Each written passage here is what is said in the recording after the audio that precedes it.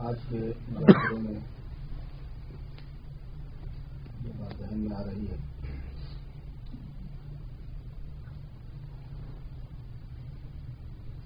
کہ جب ہم کسی چیز کا نام لیتے ہیں تو وہ اس چیز کا تعارف ہوتا ہے اور وہ چیز اپنے تعارف کے ساتھ، اپنی علامتوں کے ساتھ، اپنی خصوصیتوں کے ساتھ ذہن میں آتی ہے۔ دنیا میں جب بھی ہم کسی چیز کا نام لیتے ہیں تو نام کو اصل عربی میں عالم کہتے ہیں۔ عالم کے معنی نشانی کے ہوتے ہیں، اور نشانی اس طرح ہوتی ہے کہ جب ہم وہ چیز بولتے ہیں تو اس کا پورا تصور ذہن میں آتا ہے، اس کی خصوصیات ذہن میں آتی ہیں، اس کے اثرات ذہن میں آتے ہیں۔ نام کے ساتھ یہ بات لگی ہوئی ہے۔ جیسے میرے سامنے فین لگے ہوئے ہیں، پنکھے لگے ہوئے ہیں۔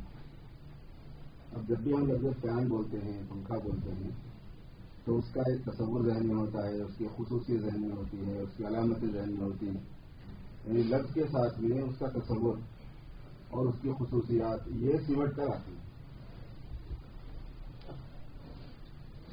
گاڑی بولیں گے، کار بولیں گے، تو گاڑی کے ساتھ میں گاڑی کا اپنا ایک تصور ہے، اس کی اپنی خصوصیات ہیں، اس کی اپنی نشانیاں ہیں۔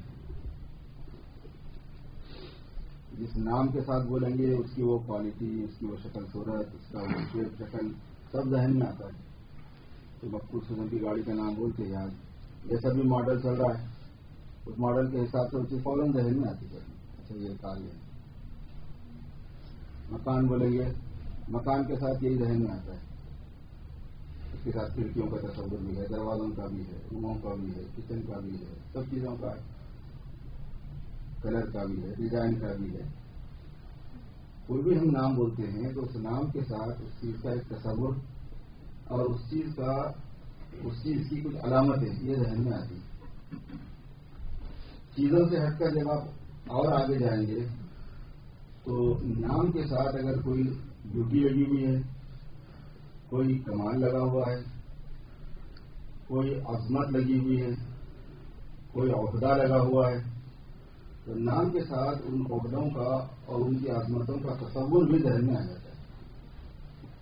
حکومتوں کے عہدے ہوتے ہیں، منسٹریاں ہوتی ہیں، لیڈرشپ ہوتی ہے، صدارتیں ہوتی ہیں، وزارتیں ہوتی ہیں۔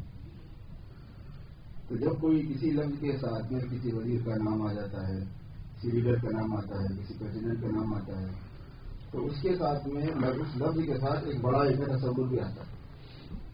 اس کی خصوصیات بھی، اس کا پاور بھی ذہن میں آتا ہے۔ اچھا یہ آدمی وہ ہے، اس کی یہ خصوصیات ہے، وہ یہ کر سکتا ہے۔ ان چیزوں سے گزر کر جب ہم سوچتے ہیں اپنی حالت پر، ایک عجیب سی بات میرے دوستوں ذہن میں آتی ہے۔ وہ یہ ہے کہ ابھی تک ہم کو اللہ کا نام لینے نہیں آیا۔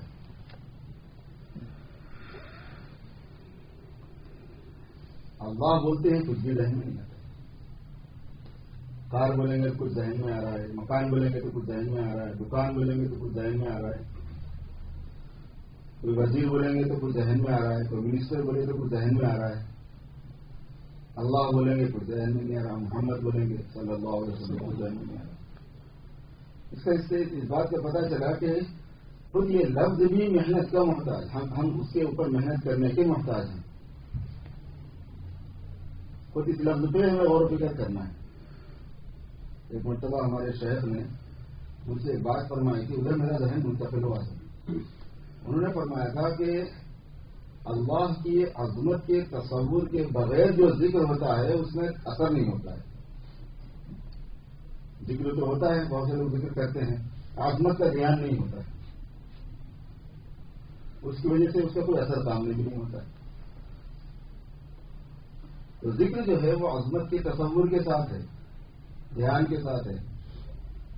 اور ظاہر ہے کہ یہ ذکر جب اللہ کا نام بولا جائے، لفظ اللہ بولا جائے تو لفظ اللہ کے نام کو جلالہ کہتے ہیں۔ اس میں جلالہ ہے، بزرگی والا علم ہے، اور وہ علم ہے ایک ایسی ذات کا جو المستجمع لجمیع صفات الکمال، جو جامع ہے تمام کمال کی صفات کا. تو جب لفظ اللہ ہم بولنے لگے تو اس پر ہمیں محنت کرنے کی ضرورت ہے کہ اللہ بولتے ہی اللہ اپنی عظمت کے ساتھ، اللہ اپنی قدرت کے ساتھ، اللہ اپنے علم کے ساتھ، اللہ اپنی حکمت کے ساتھ، اللہ پاک اپنی ربوبیت کے ساتھ، اللہ پاک اپنی خالقیت اور مالکیت کے ساتھ، اللہ اپنی رزاقیت کے ساتھ، اللہ اپنی حفاظت کے ساتھ، وہ ذات جو سب کی خالق ہے، وہ ذات جو سب کی رب ہے، وہ ذات جو آسمان اور زمینوں کی خالق ہے، وہ اس کی رب ہے، وہ اس کی قیوم ہے، وہ اس کا عماد ہے، وہ جو چاہے کرے ایسی ذات ہے، وہ جب چاہے کرے ایسی ذات ہے. اس کے کنٹرول میں ہوں، میرے ماں باپ ہیں، میری بیوی بچے ہیں، میرے کاروبار ہے، میری دکان ہے، میرا مکان ہے، میری صحت ہے، میری عزت ہے، میری دولت ہے. اللہ، لفظ اللہ کے ساتھ کچھ ایسے تصورات جمانے کی ضرورت پڑتی ہے. اس دھیان میں جب آدمی ہوگا، جب لفظ اللہ کہے تو جیسے گاڑی بولنے پر کچھ چیزیں ذہن میں آتی ہیں، اس کے ساتھ مکان بولنے پر کچھ تصور ذہن میں آتا ہے، کچھ خصوصیات ذہن میں آتی ہیں. چیزوں کے نام لینے پر جیسے ان کا ایک خاص تصور اور اس کی خصوصیت، اگر اس میں کوئی خوبصورتی پائی جاتی ہے تو وہ، کوئی کمال پایا جاتا ہے تو وہ، کوئی قدرت اور پاور پایا جاتا ہے تو وہ ذہن میں آتا ہے. ایسے اللہ کے لفظ کے ساتھ بھی کرنا ہے کام. اور اس اللہ کے تصور کے ساتھ میں جب ذکر ہوتا ہے تو پھر عظمت سے دل جھک جاتا ہے. ان کی عظمت سے دل کے اندر ایک قسم کی دقت آتی ہے، نرمی پڑتی ہے، وہ پگھلتا ہے، وہ ٹوٹتا ہے، اس کا تکبر گھلتا ہے، اس کے اندر جو میں پن بھر جاتا ہے وہ ختم ہونے لگتا ہے. وہ ہے میں کیا ہوں، میں تو میں پن بھرتا ہے نہیں. اپنی نفی اور اللہ تبارک و تعالیٰ کا اس بات، پوری کائنات نفی اور اس بات کا مجموعہ ہے. لا الہ الا اللہ، لا اور اللہ کے ساتھ مخلوق کی نفی، مخلوق کی قدرت کی نفی، مخلوق کی ربوبیت کی نفی، مخلوق سے کمال کی اور صفات کمال کی اور خیر کی نفی، خالق کے ساتھ اس بات. تو اللہ کے ساتھ اللہ کی عظمت کا دھیان، تو وہ کیسے بڑھے ہیں، کتنے عظیم ہیں. تبارک اسم ربک ذو الجلال والاکرام، تیرے رب کا نام بہت برکت والا ہے، بہت بزرگی والا ہے، بہت عزت والا ہے. خود اللہ پاک سکھا رہے ہیں، اسم ربک، تیرے رب کا نام تبارک ہے، بہت برکت والا ہے، برکتوں والا ہے. ذو الجلال، جلال والا ہے، بزرگی والا ہے، اکرام والا ہے. ذو الجلال والاکرام.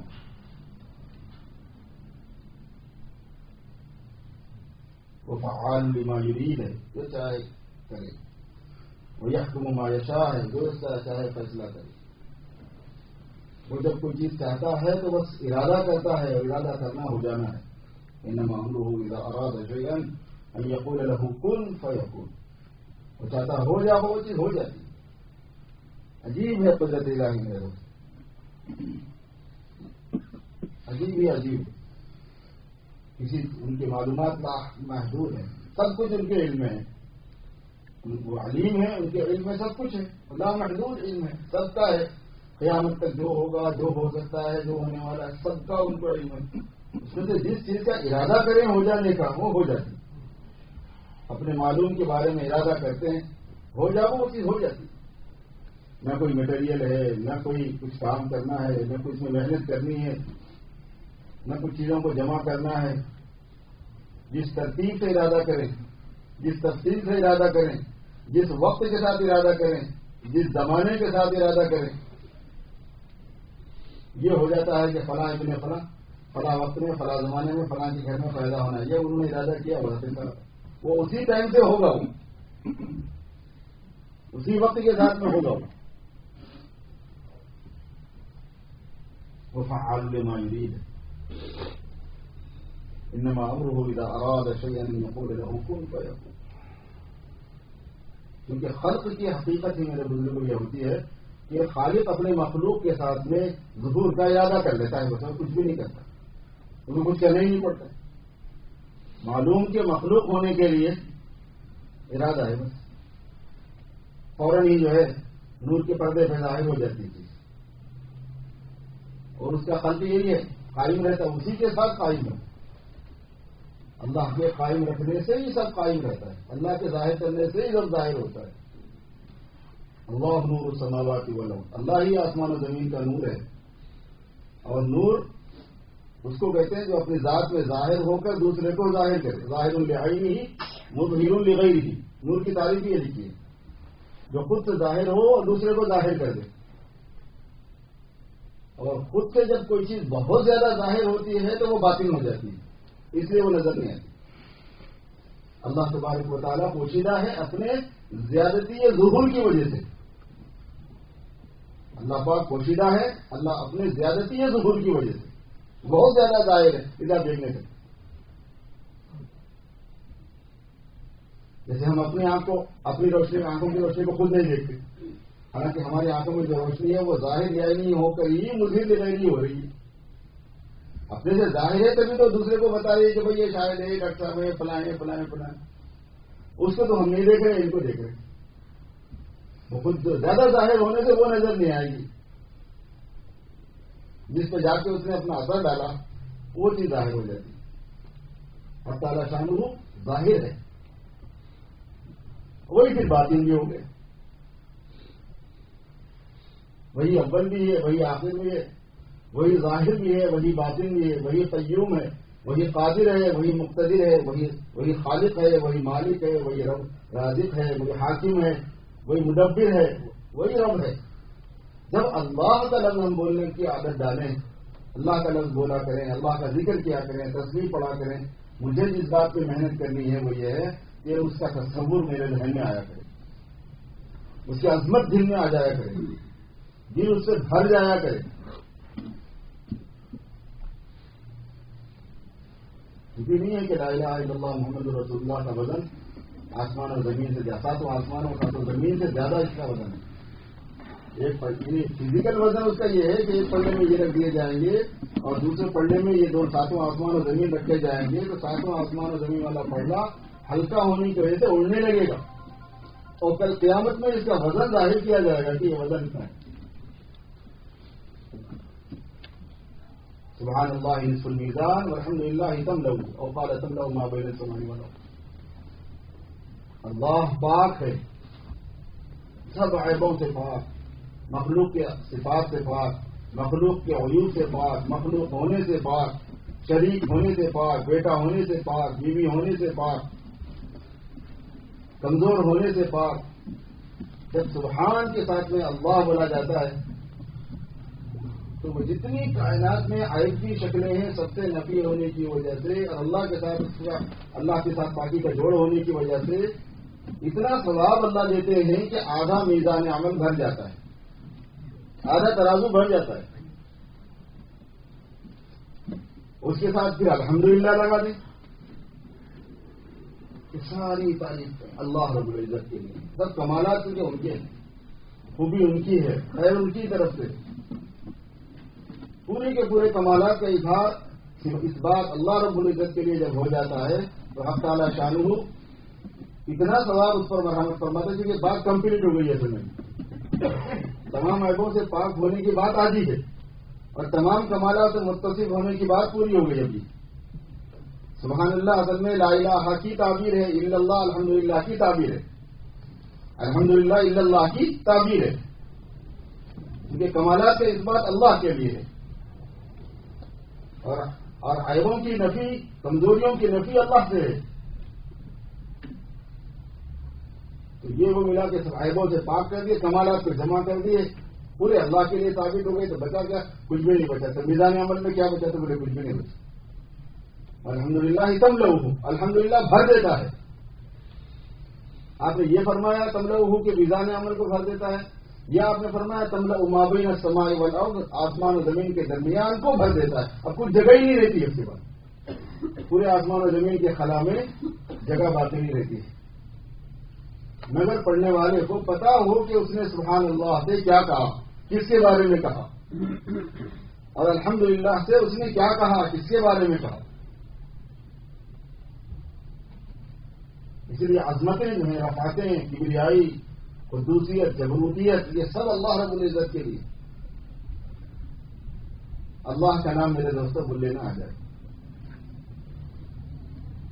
اللہ بہت بڑا لفظ ہے، وہ ذات بہت بڑی تو اس کا لفظ بہت بڑا، بڑی عظمتیں ہیں اس کے ساتھ، بڑی قدرتیں، قدرتوں کا خزانہ ہے. کوئی پاور اس کے سامنے کوئی چیز نہیں، پوری دنیا کی بادشاہتیں کوئی حیثیت نہیں رکھتی. سب کو ملانے کے بعد بھی مچھر کے پر کے برابر کی حیثیت نہیں. پورا پاور، پوری قدرتیں، کوئی چیز اس کے سامنے نہیں. اس نے جو مخلوقات بنائی ہیں، ایسی ایسی مخلوق اپنے فرشتوں میں سے بنائی بھی ہے کہ ان کے سامنے یہ کچھ بھی نہیں ہے. تو وہ تو ذات، اس کی ذاتی قدرت تو ذاتی قدرت، ذاتی عظمت تو ذاتی عظمت. اسرافیل سود پھونک دیں گے تو ساری کائنات اڑ جائے گی، تو زمین کا کوئی حساب ہی نہیں ہے اس کا. تو ایک تنکا ہے، خطو خاشاک ہے، جو اپنی پھونک سے سورج کو ہلا دے گا، کہکشاؤں کو ہلا دے گا، بکھیر دے گا، ستاروں کو بکھیر دے گا، آسمان کو توڑ دے گا. آپ اندازہ لگاؤ کہ زمین کیا ہے اس کے سامنے. تو جس نے اپنی مخلوق میں یہ پاور رکھا ہے، خود اس خالق کا ذاتی پاور کا کیا ہے؟ کچھ بھی، کوئی مخلوق کچھ ایسے نہیں ہے. اس لیے اللہ کے ساتھ میں اکبر سب سے زیادہ بولا جاتا ہے، سب سے بڑا. اور ہم اللہ اکبر کی نماز پڑھتے ہیں، اللہ اکبر کے ساتھ اور کتنی مرتبہ دہراتے ہیں. وہی بات جو ہمیں یاد آتی ہے بزرگوں کی فرماتے ہیں، اللہ تعالیٰ کے ساتھ لفظ اللہ جب بولتے ہیں تو جیسے چیزوں کا نام لینے کے ساتھ میں چیز کا تصور، اس کی خصوصیات، اس کی علامتیں ذہن میں آتی ہیں، اللہ کے ساتھ کچھ بھی ذہن میں نہیں آتا. جو آنا چاہیے، جو آ سکتا ہے وہ تو آنا چاہیے نا. ایک تو اللہ کی ذات ہے، وہ نہیں آتی ذہن میں کیونکہ وہ ہم نے دیکھا نہیں. لا تدرکہ الابصار وہو یدرک الابصار وہو اللطیف الخبیر. وہ لطیف ہے. زیادتی ہے، لطافت کی وجہ سے کہاں کسی کے ادراک میں آئے. لطیفی دکھتی نہیں، اور لطافت جتنی بڑھتی جائے گی اتنی نہیں دکھتی. معمولی سی لطافت ہوا میں ہے، وہ ہم نہیں دیکھ پاتی. اور پھر مادیات کے یہ حال ہے تو مجردات کو کہاں سے دیں گے؟ روح اس لیے نہیں دکھتی، عقل اس لیے نہیں دکھتی، فرشتے اس لیے نہیں دکھتے. لطافت ہے ان میں. وہ تو لطیف اللطیف، اسے کہوں گا وہ لطیف الخبیر. لا تدرکہ الابصار، آنکھیں نہیں دیکھتی.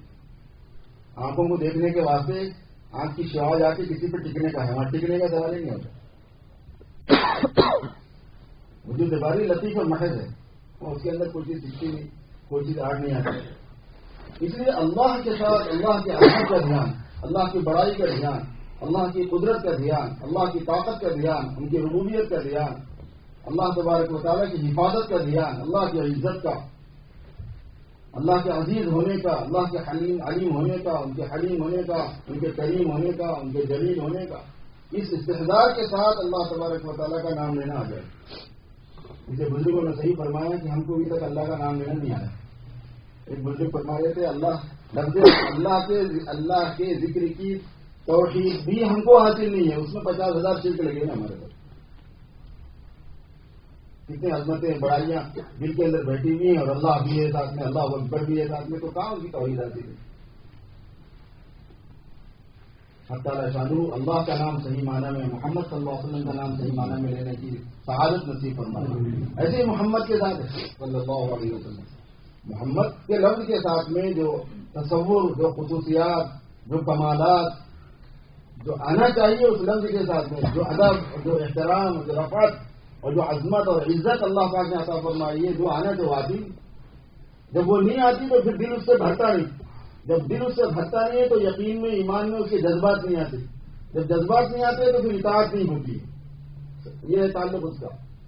کیونکہ جتنے جذبات ہیں وہ یقین کے تابع ہیں، اور جتنے ارادے ہیں وہ جذبے کے تابع ہیں، اور جتنا عمل ہے وہ ارادے کے تابع ہے. ارادہ عمل کے تابع ہے، عمل جو ہے نا وہ ارادے کے تابع ہے، اور ارادہ جو ہے وہ آدمی کے جذبے کے تابع ہے، جذبہ جو ہے وہ یقین کے تابع ہے، اور یقین اور جذبہ یہ آدمی کے دل کے اندر آنے والی کیفیتوں اور واردات کے تابع ہے. اس وجہ سے اللہ کے ذکر کی حقیقت اللہ پاک ہمیں نصیب فرما دے، اور محمد صلی اللہ علیہ وسلم کی عظمت اور رفعت اور ان کا تصور سے ہی اللہ پاک ہمیں نصیب فرما دے. پھر ان دونوں ناموں کے لینے میں میرے دوست بڑا مزہ ہے اور بڑے فائدے ہیں، بڑی برکتیں ہیں.